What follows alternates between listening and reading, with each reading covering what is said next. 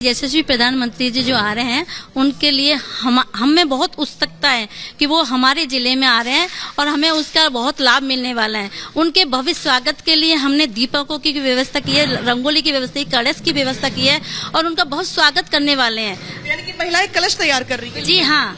कैसे, क्या कलश में क्या क्या होगा? कलश में नारियल सजाया जाएगा, फूले सजाए जाएंगे और उसके ऊपर फूलों के पत्ते, फूलों की बरसात करेंगे, दीप जलाए जाएंगे। आज शाम को ही दीप जलाए जाएंगे, रंगोली से सजाया जाएगा पूरे घर घर। राजस्थान में इसी साल विधानसभा चुनाव होने हैं। ऐसे में इस एक्सप्रेसवे के उद्घाटन की टाइमिंग को लेकर सवाल उठ रहे हैं। कुछ लोग इसे चुनावी सौगात बता रहे हैं, हालांकि बीजेपी इससे इनकार कर रही है।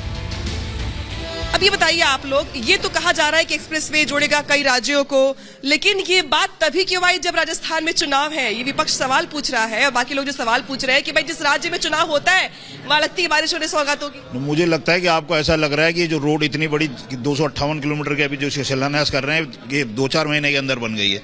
सालों से काम चल रहा है तब ये बनी है। सिर्फ राजस्थान का चुनाव के मद्देनजर रखते हुए रोड नहीं बनाई गई है और ये राजस्थान के लिए रोड नहीं है, ये रोड दिल्ली से लेकर बंबई तक के लिए बनाई जा रही है। तो इसलिए ये आपका कहना और मीडिया का ये कयास कि सिर्फ चुनाव के लिए काम किया जा रहा है, चुनाव के लिए नहीं, देश के विकास के लिए कार्य किया जा रहा है।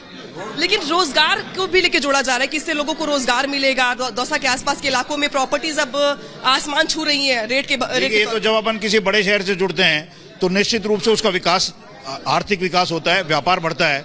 आपको ध्यान होगा, यदि आप दौसा जिस जिले से निकला है, जयपुर से, जयपुर में जब तक बड़ी लाइन नहीं थी, कोटा जयपुर से ज्यादा डेवलप्ड होता था, अजमेर जयपुर से ज्यादा डेवलप था जब बड़ी लाइन जयपुर में नहीं थी। लेकिन जब जयपुर बड़ी लाइन से जुड़ गया, बड़ी लाइन से जुड़ने का, जैसे रेलवे में बड़ी लाइन से जुड़ने का आर्थिक जगत में फर्क पड़ता है, वैसे ही इस तरह के एक्सप्रेस हाईवे बनेंगे तो रोड के निकट जो भी गांव या शहर आएंगे उन सब पर निश्चित रूप से आर्थिक विकास का प्रभाव पड़ेगा।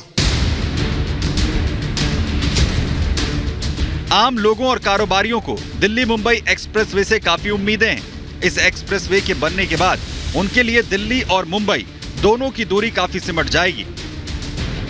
ऐसे में लोगों को उम्मीद है कि उनके बिजनेस में तेजी आएगी, साथ ही रोजगार के नए अवसर पैदा होने की भी उम्मीद लोग लगा रहे हैं। देखिए, दौसा जिले को इसका मैक्सिमम फायदा मिलने वाला है।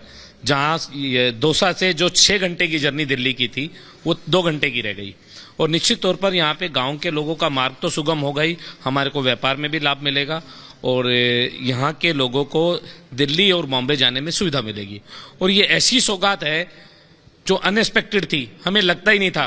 फ्लाइट से भी अगर हम लोग जाने की कोशिश करें तो हमें जयपुर जाना पड़ता था, 1 घंटे वहां पर बैठना, चेकआउट के लिए बैठना पड़ेगा, 1 घंटे की जर्नी। फ्लाइट में भी हमें मिनिमम 3.5 घंटे लगते और दौसा से जाने का 1 घंटा, 4 घंटा। अब हम दिल्ली यहां से 2 घंटे में पहुंच रहे हैं। ये अनएक्सपेक्टेड था हमारे लिए, लेकिन माननीय मोदी जी की बहुत बड़ी सौगात ये हमारे दौसा जिले के और राजस्थान के लोगों को है। मोदी जी ने पूरे देश में जिस तरह का विकास और सबके सहयोग से उन्होंने जो किया है और विशेषकर राजस्थान में दौसा जिले में जिस तरह का एक्सप्रेस हाईवे बनाया गया है, इस एक्सप्रेस हाईवे में बहुत लोगों को रोजगार मिलने वाला है। यहाँ पर हर 100 किलोमीटर पर जो रेस्ट एरिया बनाया गया है उसमें सारी सुख सुविधाएं हैं, हॉस्पिटल भी हैं, भोजन की व्यवस्था भी है, पेट्रोल डीजल सबकी व्यवस्थाएं जिस प्रकार से की गई है, हमारे दौसा जिले के वासियों को एक बहुत बड़ी सौगात है। आप बताइए, यहाँ के नौजवानों के लिए माना जा रहा है कि भाई यहाँ पे एक्सप्रेसवे बन जाएगा तो आसपास के इलाके भी डेवलप हो जाएंगे। क्या एजेंडे में है आप लोगों के भविष्य को लेकर? देखिए, आप सबसे बड़ी बात देखिए, जब कोई हाईवे निकलता है, जब कोई रोड निकलता है तो वहाँ आसपास की जमीनों के रेट बढ़ते हैं। वहाँ के आसपास के लोगों को दूसरे शहरों में जाने के लिए कम समय में बढ़िया रास्ता मिलता है और तमाम तरह की कुछ चीजें ऐसी होती हैं जो अपन गांव से जब निकलते हैं शहर की तरफ जाते हैं तो आप एक तरफ पहले जहां हम और सरकारें जो 60 साल तक राज कर गई, उन सरकारों ने कभी आदमी की मानसिकता को बढ़ने का प्रयास किया ही नहीं, बढ़ने का मौका दिया ही नहीं। पहली बार कोई ऐसा नेतृत्व देश के अंदर आया है जिसने युवाओं की मानसिकता को बढ़ाने के लिए, युवाओं को रोजगार देने के लिए, उनको आत्मनिर्भर बनाने के लिए प्रयास करने का काम किया है। हम सभी लोग, दौसा के ही लोग नहीं, पूरे राजस्थान के लोग मोदी जी का बहुत जोर शोर से स्वागत करने के लिए तैयार हैं। बस अब इंतजार है